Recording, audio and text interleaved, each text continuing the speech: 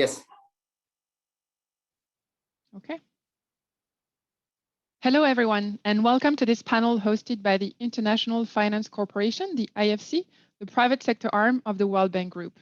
We're delighted to see so many of you joining from across the globe, and also want to thank our partners, the State Secretariat for Economic Affairs of Switzerland and the Ministry of Economy and Finance of Korea. My name is Aurélie Chardon. I lead the cities business for IFC in Asia Pacific, and I'm thrilled to be your master of ceremony for this exciting event. Exciting because I think the topic we'll be addressing is top of mind for many cities officials, but also for many people living in cities who wants to make sure they have good quality, green, resilient services. And the big question here is, what can mayors do to ensure that they have enough funds to provide those services, good quality, sustainable, green, and efficient services for all their citizens, especially now with climate events becoming more and more frequent, and also the COVID crisis, which has drastically impacted cities' finances. And so we think a big part of the answer lays in tapping more into the private sector and looking at new instruments, such as sustainability-linked loans or green bonds to fuel the green recovery. And so the panel today will be discussing how cities can best position themselves to take advantage of these options, but also what they should be mindful of. We have a diverse and distinguished panel mixing senior cities officials, but also private sector bank and stock exchange. So don't forget, you can ask questions to our panelists at any time using the chat function on the left-hand side of your screen. And we will be taking questions, as many as we can, at the end of the panel. But first, I invite you to watch a very short video to help us get a bit more understanding on the challenges and the opportunities that mayors have to face now. Cities are drivers of growth and generate more than 80% of global GDP. But cities are facing a dilemma. More than half the world's population now live in cities. By 2050, it will reach 70%. Urbanisation is more rapid in emerging markets. It's where people are most susceptible to climate change, technological disruption, and other social challenges. The COVID-19 pandemic has increased pressure on central and municipal budgets, but urban infrastructure needs are still growing. Municipalities face challenges to meet rising demand for transport, housing, clean water, digital services and sanitation. Дэд үтсийн асуудлуудыг Улаанбаатар хотын энэ улаан хангамжийн асуудал, эрчим хүчний хэрэглээний асуудал, цэвэр ус, бохир усны асуудлыг бусад инженерийн байгууламжийн асуудал бид ямар байдлаар ажлуудаа хийж хэрэгжүүлэх вэ гэдэг дээр бид хэд яригдж байгаа. Cities are now at a critical juncture. With limited public budgets and competing demands for resources, mayors can't do it alone. They need the help of commercial finance and private sector innovation to get things done. Research by IFC and S&P shows that many subnational governments underutilise their borrowing capacity, limiting their ability to increase investments in urban infrastructure. This is sometimes hindered by untested or cumbersome regulations. The city of Ulaanbaatar is working to amend its regulatory framework to make it easier for the city to borrow. Нийс Улаанбаатар хот бол бие даасан эдийн засаг байх ёстой.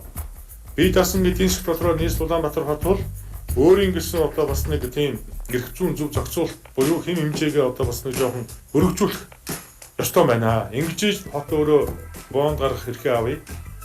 Концесс хэрэгжүүлэх хэрэгтэй авъя. Аж ахуйн нэгжийн орлогын албан татварын 40% тухайн орон нутагт үүддэг байхаар бол хууль нь батлагдаа гарсан.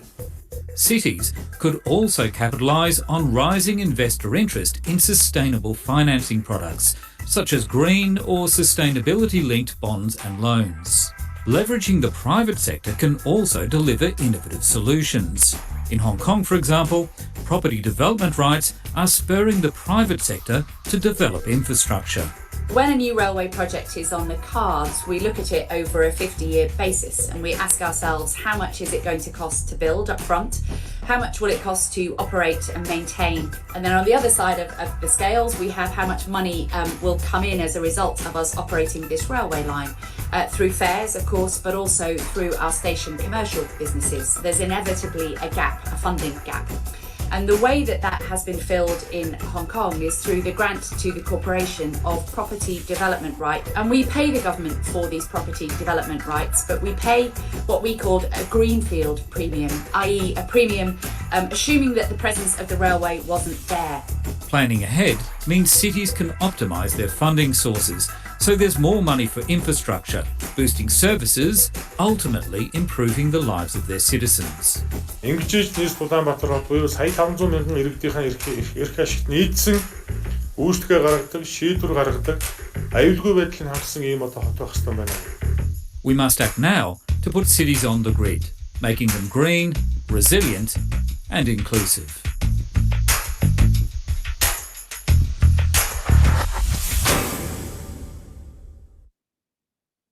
Welcome back. We hope you enjoyed this little trailer.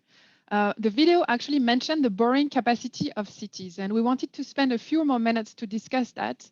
And for us to hear a bit more about that, let's turn to Yifan Foy, who's a director at Standard & Poor's Global Sovereign and IPF Ratings, responsible for analyzing sovereigns and municipal government credits, as well as financial management of local government. So Yifan, welcome. And please tell us, how does S&P analyze cities' credits? Hey, hi Aurelie, thanks for the kind introduction. Okay, let's move on now to look at how S&P rates local and regional governments. Next slide, please.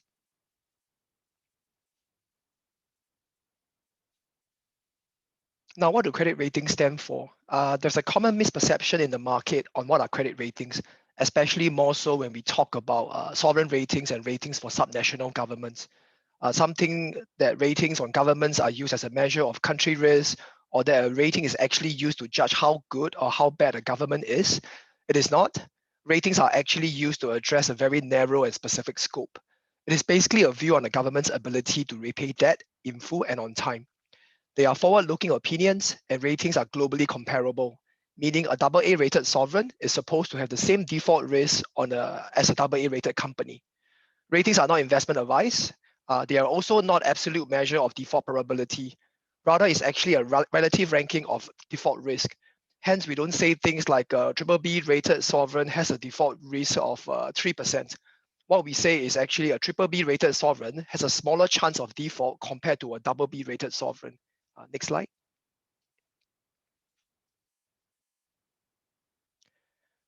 Now, here's our alphabet soup of the rating scale. I believe many here in the panel, in the audience are actually quite familiar, so I won't go into too much details here. The main thing I would say here is on the differential between investment grade and speculative grade rating. Investment grade, some of you know, points to BBB minus and above, while non-investment grade is BB plus and below.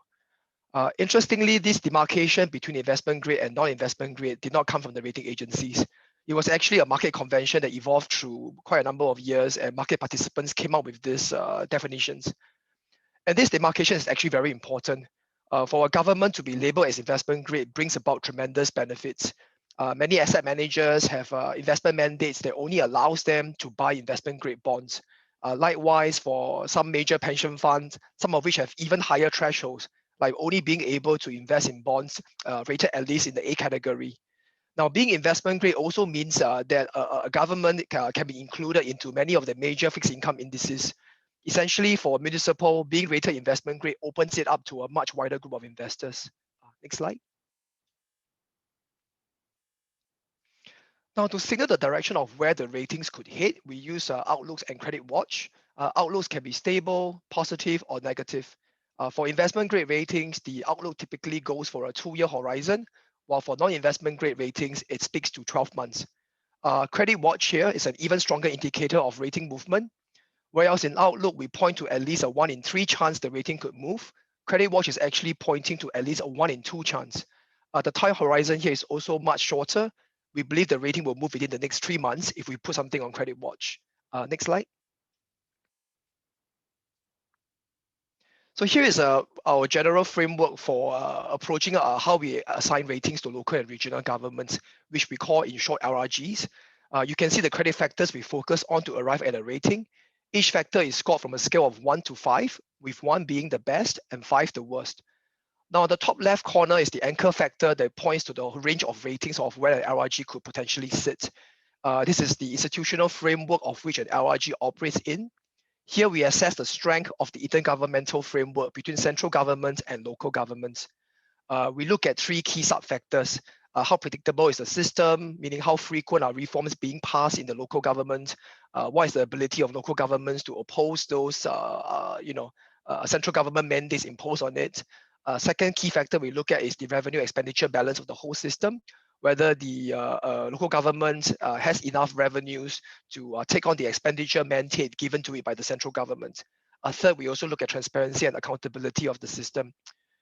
Each country will be assigned one score and to a particular layer of government.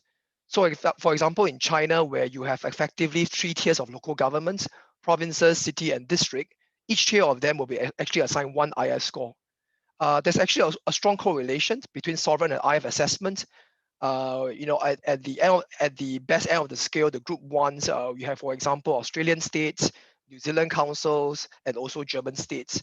At the other end of the scale, in group 6, you have Argentinian provinces, Ukrainian regions, whereby in these local governments, there's actually a track record of default. On the individual credit profile of a specific LRG, you can see on the top right row where there are 5 factors there. Each factor is equally weighted with 20% of the scoring. The first factor we look at is the local economy. Basically, we look at the local wealth of the LRG. The initial starting point we use is the GDP per capita of the government. Adjustments are also then used, like for example, socioeconomic profile and growth prospects. Next, we look at the quality of the financial management. Similar to the institutional framework, this is a qualitative assessment. We look at things here like the LRG's budget planning, its long-term capital planning, its revenue and expenditure management systems, how it manages its SOE sector, etc. Next, we look at the budgetary performance, which is a much more quantitative assessment here. We study the budget outcomes on both the operating side and also at the bottom line after including capex and capital revenues. Next is our assessment on liquidity. This is the factor that we split into 2 parts here. We look at both the internal and external liquidity. On the internal liquidity, we start with looking at how much cash, committed bank lines, and liquid assets that the LRG has, and how much it has to cover debt servicing of principal and interest over the next 12 months. On the external side, we look at the LRG's ability to access external funding. Here, we look at the depth of the local capital markets, the strength of the banking sector, and the LRG's ability to access it.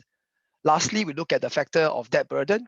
Here, we measure the debt level of an LRG and also the interest service payments to its revenues. Interestingly, we don't look at the debt burden just by the direct borrowings of the LRG. We also have this concept called tax-supported debt, whereby we also incorporate the debt incurred by SOEs. Again, not all SOEs are incorporated here. We factor in SOEs which we believe the government will support due to their critical policy roles. And also these SOEs tend to be financially non-self-supporting. Contingent liabilities analysis is also included in this debt burden assessment. Next slide, please. Now, combining all this gives you the rating outcome. We use a matrix approach here. On the vertical axis, you can see the institutional framework assessment. On the horizontal axis is the individual credit profile of the LRG that we are speaking of. As you can see, institutional framework really anchors the range of rating. For example, let's say you have a New Zealand council, which we give New Zealand councils an IF score of 1. Let's say if the New Zealand council has an individual credit profile of 3, it will give you actually a very strong investment grade rating of AA-. But let's say an LRG with the exact same credit profile of 3, if it's based in a very weak IF environment, let's say of a 6, it actually will give you a BB- rating, which is non-investment grade. Okay, so with that, I'll end my presentation and hand the time back to Aurélie. Thank you so much. Thanks so much, Yifan, for a very insightful presentation. And now, without further ado, let's move on to the panel session of the program. I am very pleased to welcome on our virtual stage our 4 panelists. Ladies first, so let me start with Harry. Harry Cho is the head of sustainability and sustainable finance at the Singapore Stock Exchange. She drives the exchange sustainability finance strategic direction and implementation. But Harry is also serving on the executive committee board on the International Capital Market Association's Green Social Sustainability Bond Principle and on the LMA's Green Finance Committee, where she helped shape the Green International Market Standards. Next, I'm really honored to welcome Mr. Juan Mauricio Ramirez Cortes. He's the Secretary of Finance for the city of Bogota, And so he's managing and supervising all the finances for the city. Juan Mauricio was also formerly the deputy director at the Bogota National Planning Department, where he coordinated and led several national development plans. And finally, Adam Cotter. Adam is a senior vice president at DZ Bank, based in Singapore. DZ is a well-known bond manager. And Adam's primary focus is to lead strategic engagement with government, other official institutions in the Asia-Pacific region. Let me hand over also to our moderator, Isabel Chatterton, who is the Director and Asia-Pacific Regional Industry Head for Infrastructure and Natural Resources at the IFC. Isabel, over to you. Thank you, Aurélie. Thank you for the kind introduction, and delighted to be here with you today. And thank you very much indeed to our panelists for participating in this session. So let me start with Juan Mauricio. Bogota is a city of more than 7 million inhabitants. And when you take into account the entire metropolitan area, it accounts for about 12 million people, one of the largest in South America, and it is one of the largest 30 cities globally today. Its revenues are impressive, and the city has tapped into commercial financing and bond financing many times in the past few years. Most recently, the city in February, a few months back, issued a $200 million US dollar equivalent bond in the local market. Juan Mauricio, can you tell us about the financing strategy of Bogota, the why, the how, and share with us and with our audience any lessons you have learned over the years?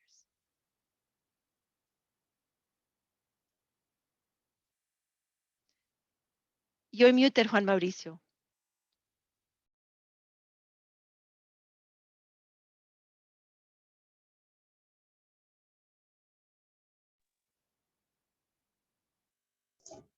Yeah, now I think that it's okay. Okay, thank you, Isabel.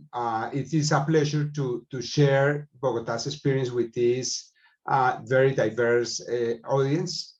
As you said, Bogota has used very often bond financing as an instrument of medium and long-term financing. Currently, 70% of our debt are in bonds. We also hold debt to multilateral and commercial banks, but we believe that bond issuing is the best path to long-term financing because the bond issues offer higher flexibility.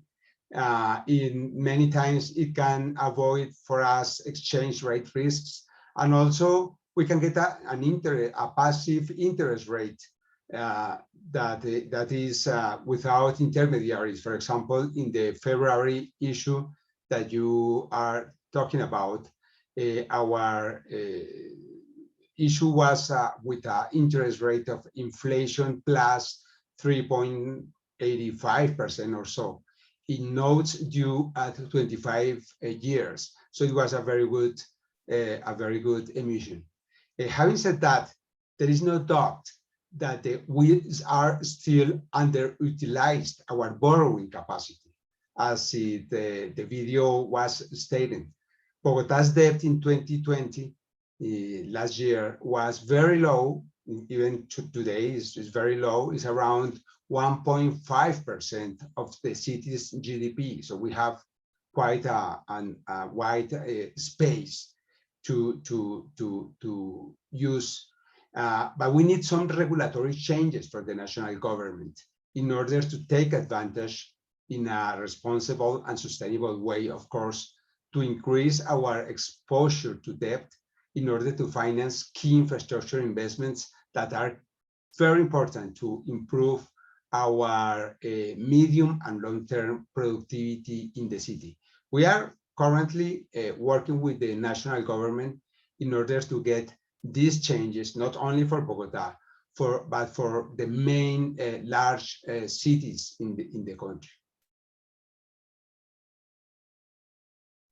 Thank you, Juan Mauricio. Very interested, and indeed good to hear that you have the ability to have these conversations with the national government. So hopefully you can brief us later on as when that happens. Adam, let me move on to you. For some time now, DZ Bank has been helping issuers along the entire value chain of sustainable bond transactions, right? I understand DZ Bank undertakes advisory, structuring, marketing, placement, and even allocation.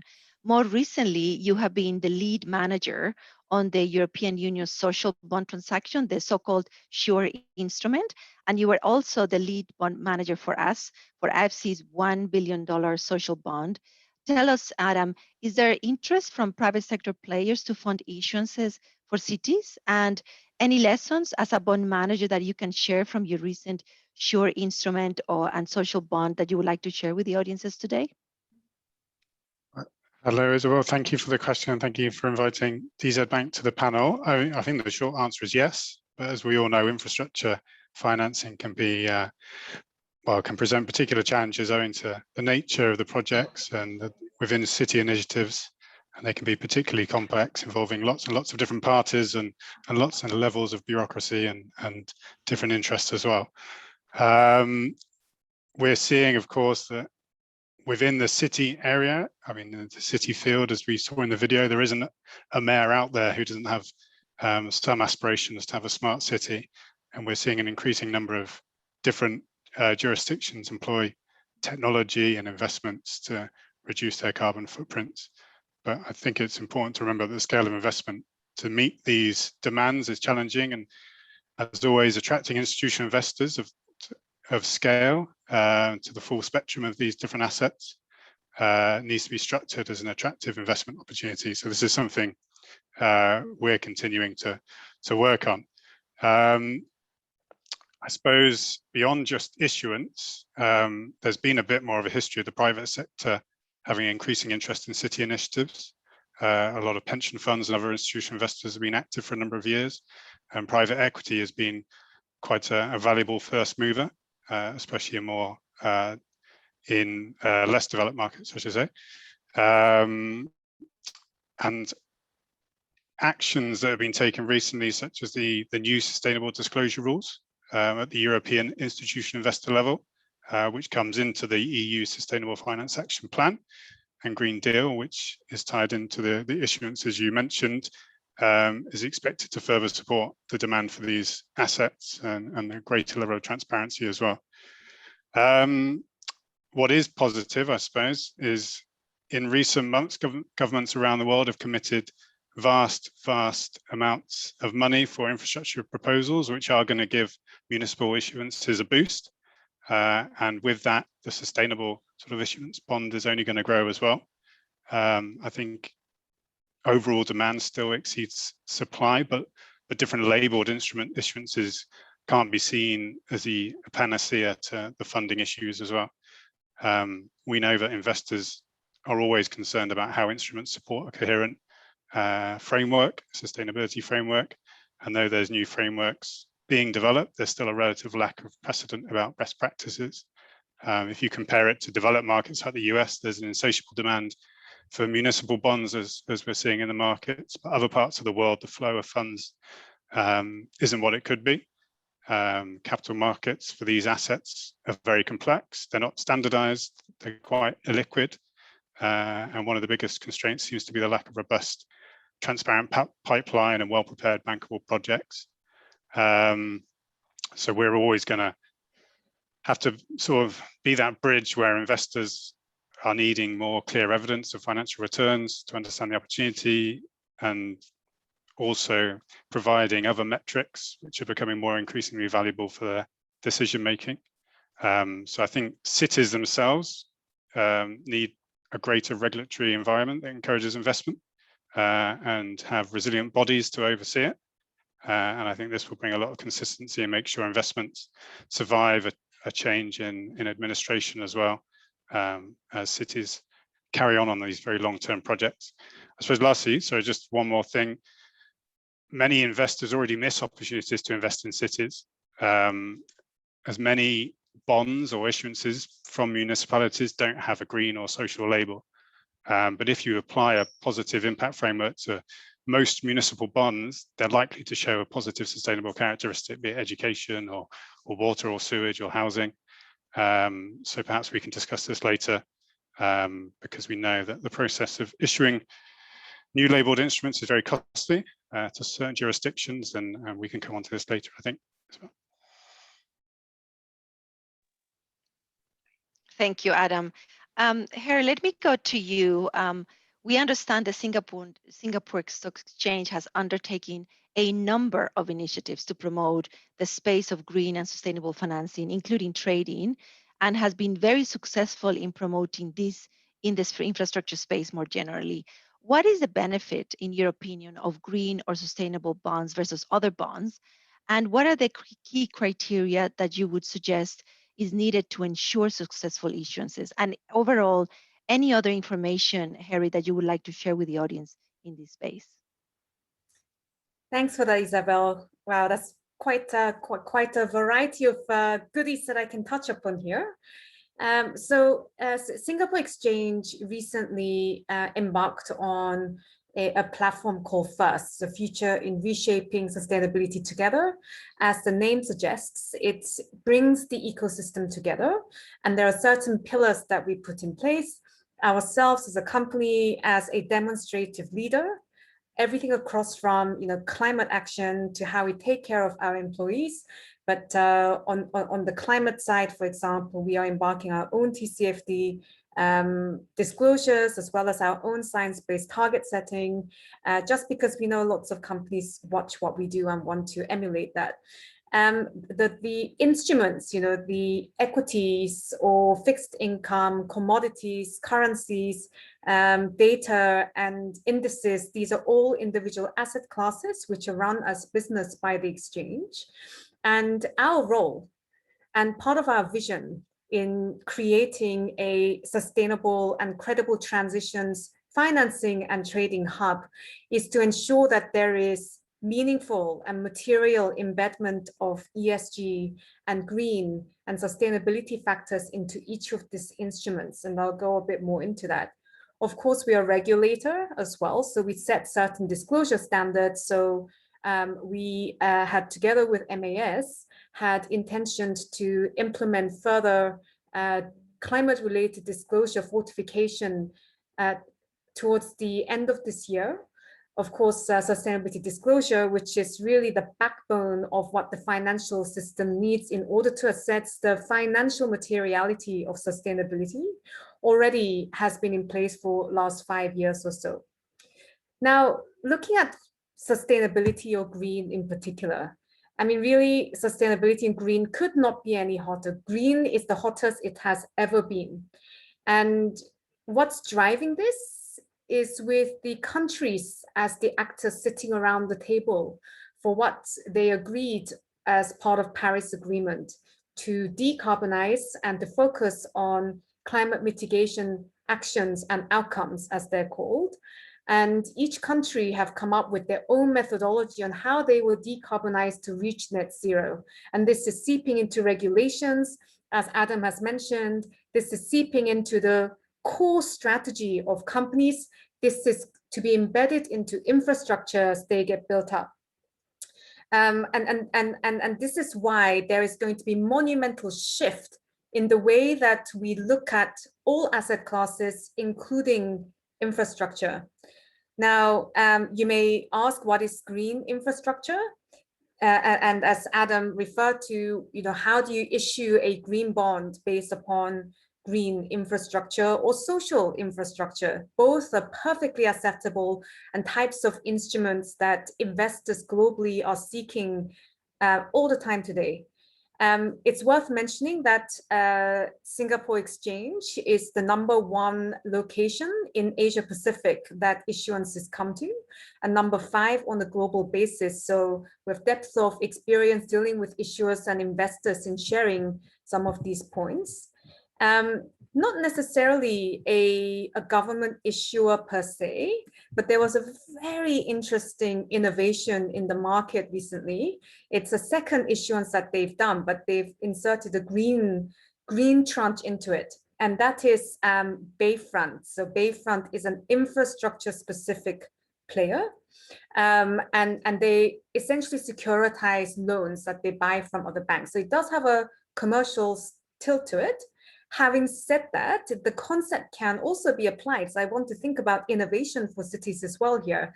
The concept can be applied to not only debt that governments have invested into in infrastructure, but also equity perhaps.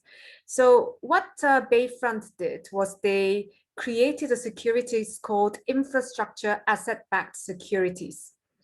And that in total equates to about $400 million plus of issuance. And for the first time, they had a green or sustainability tranche to it. And the greenium, as it's called, so for first-time issuers, when there is a, there's so much demand for that green tranche or green issuance that investors are willing to pay more, essentially, right? To get their hands on that tranche. And the greenium in this instance was 5 basis points tighter than the equal ranking notes. So that's a really good, interesting point. Now, the types of projects that the loans that this IABS will buy on the green side include, as Adam had mentioned, and also Juan had mentioned, everything from water desalination, the water and wastewater plants that are efficient to renewable energy, clean transportation that includes public transportation, ideally not fueled by fossil fuels today, pollution prevention and control, and on the social side, anything that leans on affordable basic infrastructure, whether that be, for electric power transmission or, access, the keys to provision of access at an affordable rate where the connectivity is not there, access to essential services, whether that be for medical or education. These are all categories that is eligible, which investors are really searching around the world for, in particular from emerging markets. So there are many different options that that the governments and sub-sovereign governments can tap into as well. And very happy to share in a little bit in terms of volume and size, and what other governments have been doing, such as Singapore government. Harry, fantastic introduction, and thank you for all the information on all the initiatives you've been doing on infrastructure overall, and also the specific space of green and sustainable. So let me turn to Anathi, Mr. Anathi Sutamane. It's an honor for me to introduce Anathi, who is a divisional head for strategy and corporate planning at the city of Ekurhuleni in South Africa. He's dialing from there. Anathi is responsible for the development of strategic plans for the city to achieve the long-term vision called growth and development strategy. So Anathi, over to you. I have a question that I would like to pose, given that you just have a few minutes with us. Anathi, in Ekurhuleni, you have used municipal bonds several times, I understand, to fund various infrastructure projects. The last one was issued at a particular difficult point in time for the city, right? I think South Africa's local and foreign currency debt ratings had been downgraded at the time by Moody's from Baa3 to Baa1, which removed the country's bonds from the World Government Bond Index. As you can imagine, putting upward pressure on the bond yields. Tell us a bit about your experience and the critical success factors for the bond, and why you decided to go that route, given that there was a difficult financial situation for the economy at the time. Anathi, over to you. Thank you, Isabel. No, the reality of it is that metros had serious challenges with the global pandemic. The biggest being one, the pandemic, the economic downturn, which was quite challenging for us as a metro. Not only the metro, I mean the world at large had similar problems. What was even worse for us was that we actually planned specific budgets, and the reality was that we could not raise enough bonds because of the grading agencies that we got as a country, as the municipality as well, based on our collection rate. However, I mean, we as a metro, we have done a lot of studies around our basic infrastructure, our requirements and our needs for it. And the reality of it is that we cannot rely on our own funding to finance our projects. So it was critical for us to go to the market, and we're fortunate that we financed this. at the critical time. We didn't get as much as we're looking for, but it was within the, because the municipalities were given a preference rate that we can accept the bond for. So we accepted, we got one that it was at the right price for us. Unfortunately, it was not at the right amount, but we managed to drive through that scenario. But as we stand now, I mean, with ESCOM in the country, we've got issues around electricity, and issues around the green energy is actually one of the most critical ones that we're finding ourselves that we really need to look at financing. We worked with a lot of international institutions like IFC in terms of assisting with the project packaging for those. So it actually went in the right direction on that. Thank you. Just to add on one more last thing that we did as well as a city, we decided it's important for us to look at how do we package our triple Ps in terms of getting our projects, because funding, so we can get private sector to work with us. And recently we've gone out on a revenue enhancement where we called on business as a metro to say, look, we've got these programs that we don't have the funds. What can you do as business? And we've got recently, I think the past 2 or 3 weeks, we've awarded about 11 organizations around that. And I can tell you the results will be exciting. Let me end there for now. Thank you. Thank you, Anathi. Given the magnitude of impact derived from the COVID pandemic, the world has an opportunity to build back better in a way that is green and sustainable. And many of you have touched upon that point already. Adam, let me ask you, how has the COVID crisis impacted investors' appetite for green and sustainable bonds?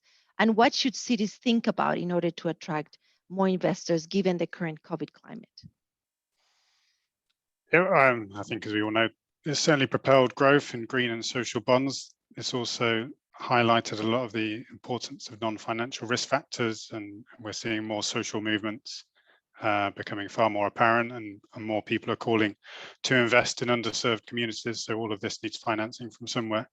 I mean, with cities in mind themselves, we know that they're home to more than half the world's population, and there's also increasing pressures on them as well. The pandemic, as you rightly said, has crowded out a lot of priorities and drained government coffers. So it's going to be important to keep on attracting that private capital and building out more resilient infrastructure is going to be a key part of that. I think going back to my earlier point about a broader framework or frameworks generally, this is where I think cities can learn a lot on taking on a broader Sdg Bond Framework. The SDGs are already a globally agreed sustainability framework, and they already act as a capital allocation tool for capital markets. And the SDGs also are an unavoidable consideration for most major institutional investors. And a lot of them improve their long-term financial performance by using the SDGs as an investment case. So that gives them having this kind of framework gives issuers a lot more flexibility in the types of projects that they can finance through international capital markets. This is important, I think, because there remains insufficient domestic demand. That still hampers a lot of issuance of local currency labeled bonds in emerging markets. I think that's what's made the issuances in emerging markets of these labeled bonds relatively slow so far.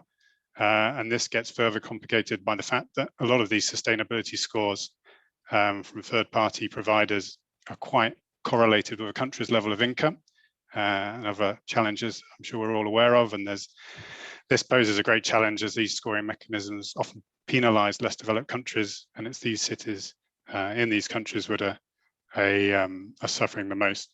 So some of the ideas that we've discussed is there is scope for cities to sort of bundle up financing of several smaller green or sustainable projects to create a single securitized type product. This could group projects within their own jurisdiction or team up with other cities in their own country or region who are implementing similar projects. And this scale gives a product that institutional investors are always going to find more appealing. And I think,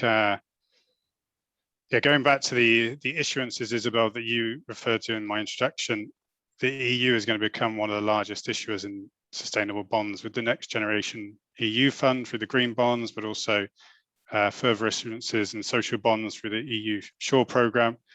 And I think tied to this, a lot of jurisdictions would do quite well to monitor these developments within the European market and taxonomy. One thing is this EU EASP, the European Single Access Point, which is going to provide a platform to give investors access to financial and sustainability information in one place. And these kind of platforms are going to facilitate investors' access to data and are going to counter the lack of easily accessible, reliable, understandable and comparable information. And we know that these remain obstacles for many emerging markets seeking investment. So I think that that's certainly something that cities can look towards. And I think something that the video mentioned as well is taking the opportunity of these sort of discrete funding opportunities that infrastructure projects can offer. So there's retail space, there's sponsorship or naming rights that a lot of these projects can take on as well. Yeah. If I can just add to Adam's Thank point. you, Adam. Go Yes. ahead, Harry. Just a couple points to add. During 2020, right, it bang throughout the pandemic, which is now in some parts called endemic. You really saw jump in the number of issuances on social and sustainability.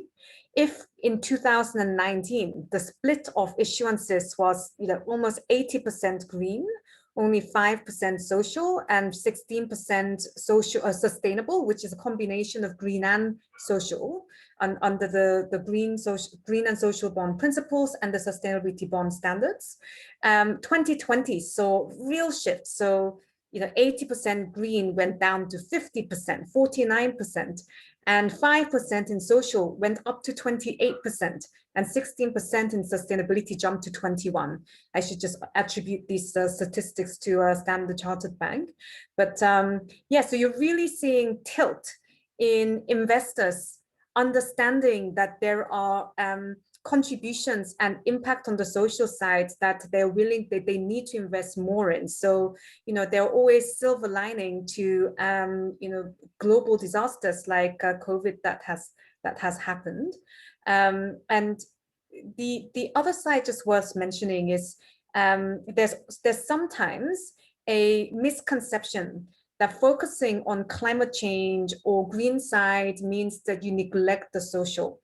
Again, going back to the agreement that the countries are actors to, which is the Paris Agreement, and all of the other agreements that's part of the COP, by UNFCCC, it explicitly states there that as important as climate mitigation outcomes are some of the other objectives, such as biodiversity. And now you're seeing rise in importance of biodiversity with the incoming TNFD. And social side, that the community building, that the transition that the industries are going to undergo, including infrastructure, it should not be at the expense of humans. And so that is something that's really well built into the system. And we believe that you'll see continued increased measurement and quantification, a language that we can all utilize better. I mean, SDGs are fantastic, but you can still drive trucks through them. That's the reality. Thank you, Harry. Very good point. Very well made. Juan Mauricio, how is the current crisis impacting how Bogota thinks about its finances?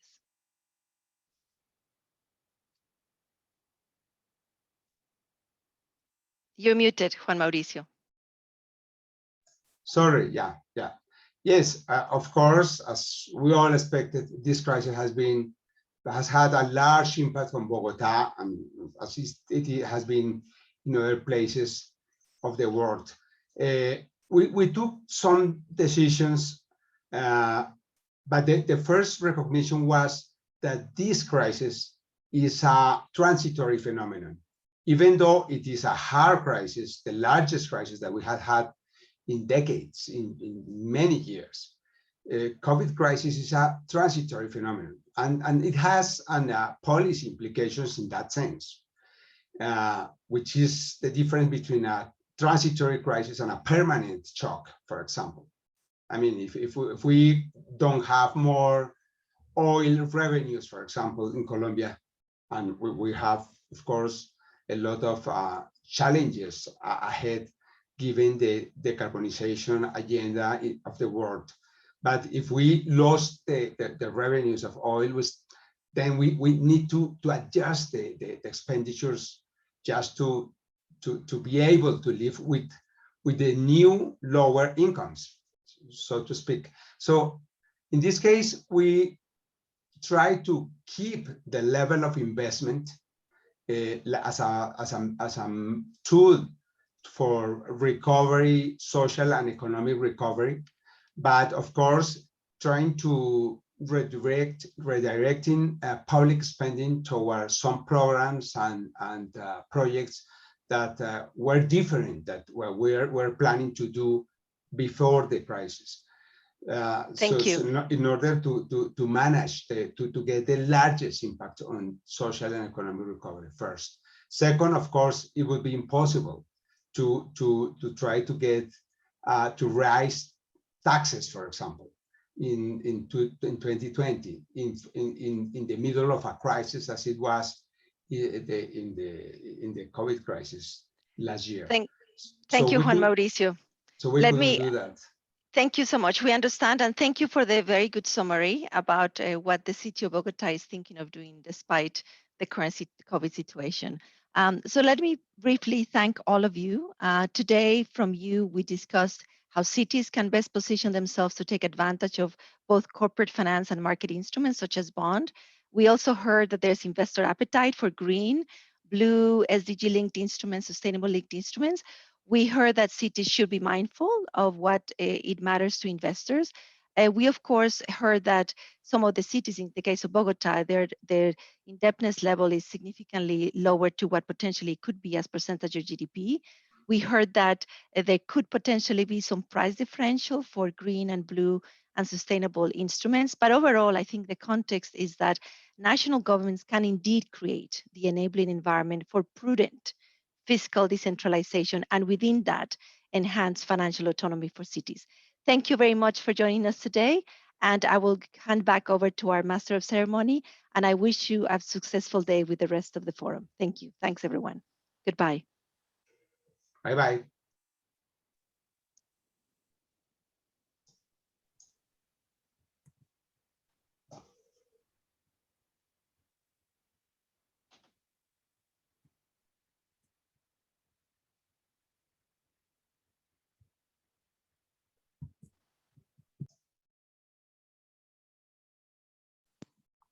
Bye-bye.